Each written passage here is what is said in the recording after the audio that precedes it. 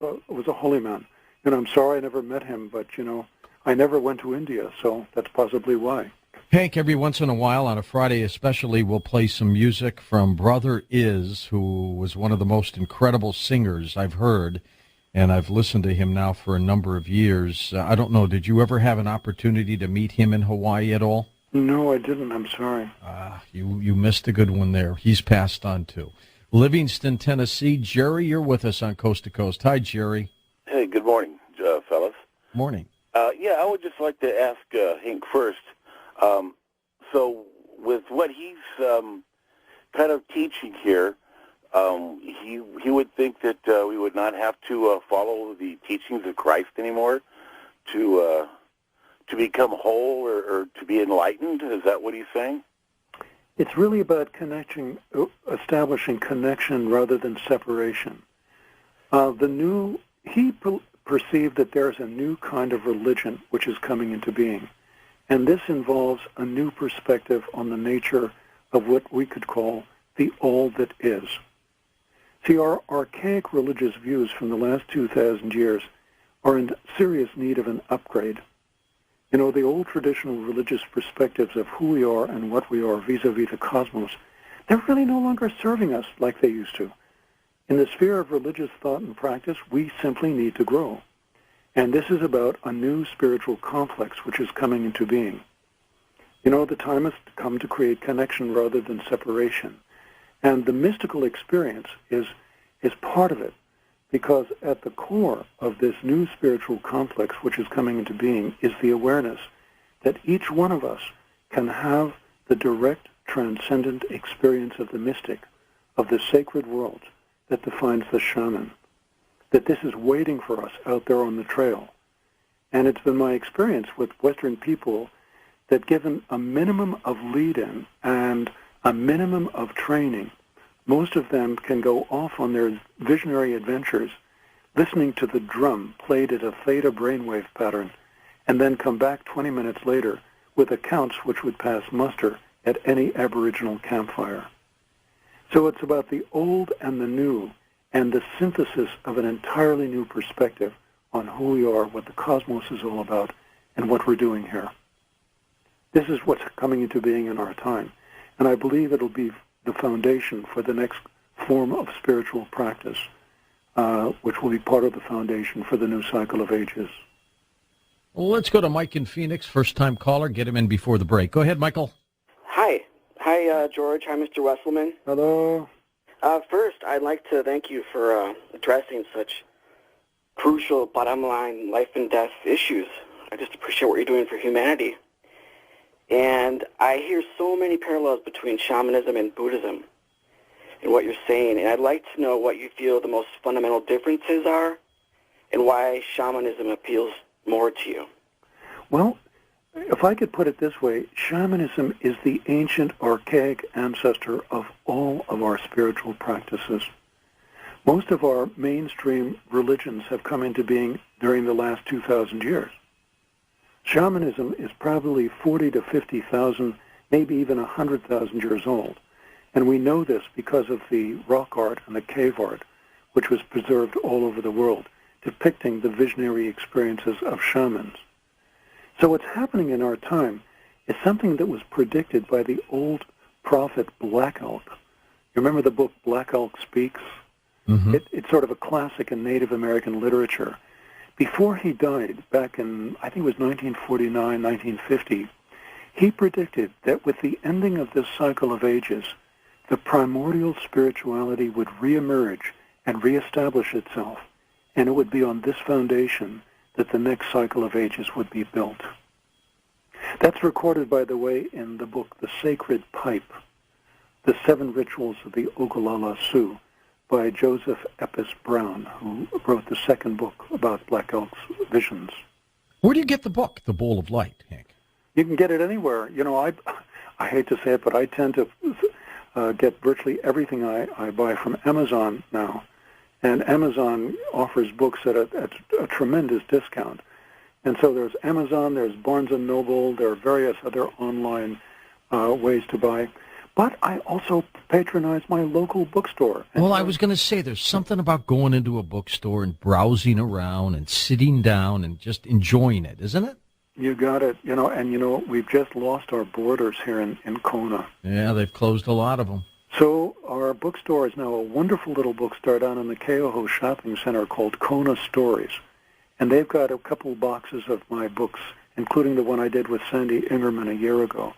And they're just selling like hotcakes. Super. Well, Hank, you stay with us. When we come back, I want to talk about the three souls again that you were talking about, because I find that fascinating. And we'll also take final phone calls with you right here on Coast to Coast AM.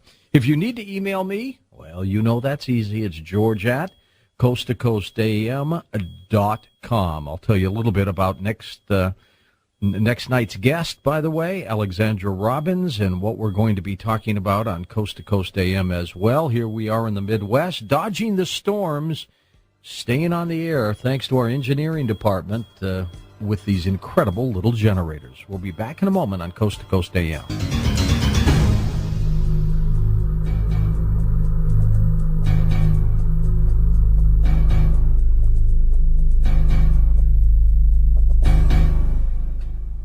And welcome back to Coast. I'm George Norrie. Hank Wesselman with us. We're talking about his work, The Bowl of Light, about shamanism in Hawaii. It's an incredible story. We're going to take your final phone calls as well. Hank, while you were doing all of this, was there anything there that you found to be very unusual about the man, the shaman?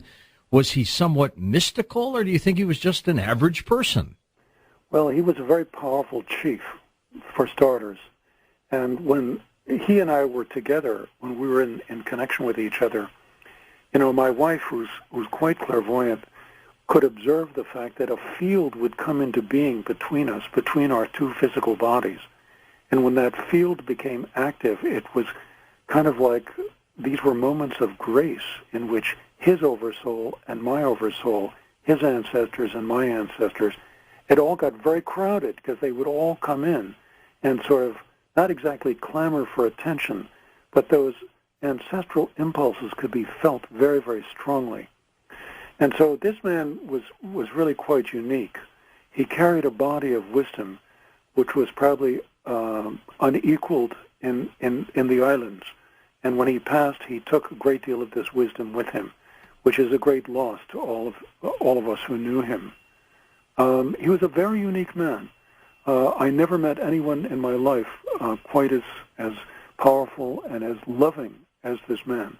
This was a man who embodied aloha. Do you miss him?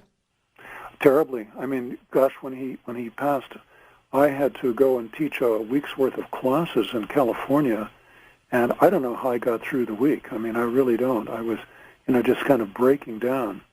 I mourned for him in a way that I'd never even mourned for my own mother and father when they passed.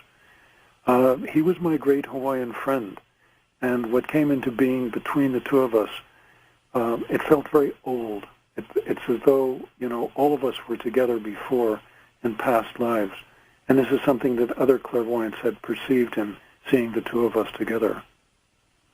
All right, let's go to Baltimore, Maryland. Tom's with us on Coast to Coast. Welcome to the program. Hi, Tom. Good morning, gentlemen.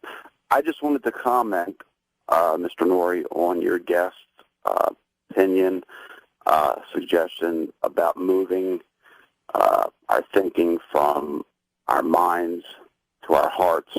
I think that's a very wise suggestion. However, I think you also get a wonderful synergistic effect when you combine the two. And if I could parlay that into an example, sure, a real-life example, in fact, that would help one of your earlier callers, I empathized with the woman who had her computer stolen with all her content. I've experienced something similar, and most of the time when something like that happens, it's not so much the hardware, it's the digital content that you really miss. And getting back to tying that into the mind and the heart issue, I'm sure she's bitter and angry as anyone would be, but if I could give her this advice, anytime you're dealing with important digital content, redundancy is so important to back that information up. So that information almost certainly would have been lost eventually if she didn't back it up. So it's a lesson to be learned, and if she looks at it that way, using her heart and her mind, she can ensure that in the future, something like that, if it does happen, she would have all of her digital content, and that might soften her heart a little bit about the bitter feelings that she has towards the thief. I'd like that, and I'd like to get your reaction to that, Hank. Well, I'd like to zero in on something that you've just brought up, and that is the relationship between the head and the heart. There's a profound split in the And Western speak world. up a little bit, Hank, just a little bit. Yeah, there's a profound split in the Western world between the mental and the emotional levels of the self. This has been pointed out by many, many people, including the philosopher Ken Wilber. There has to be a relationship between them because the mental soul, this is something George asked about before the break, the mental soul is the aspect of ourself that thinks, analyzes, integrates, assigns meaning to, makes decisions.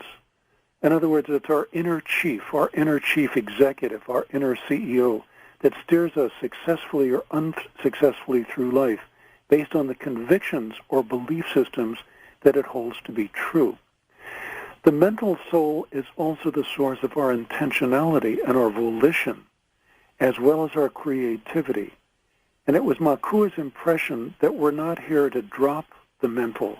We're here to develop that soul, because the egoic soul is where we find connection with our creativity, and by developing those capacities as creators within ourselves, we develop godlike abilities which are not held by any other creature on this planet. But the emotional level of the self, this is the soul that is the source of our emotions and feelings. It's the source of our memory banks. It runs the entire physical body, including its repair and restoration. It's the sender and receiver of all psychic as well as all shamanic experiences. In other words, it's the perceiver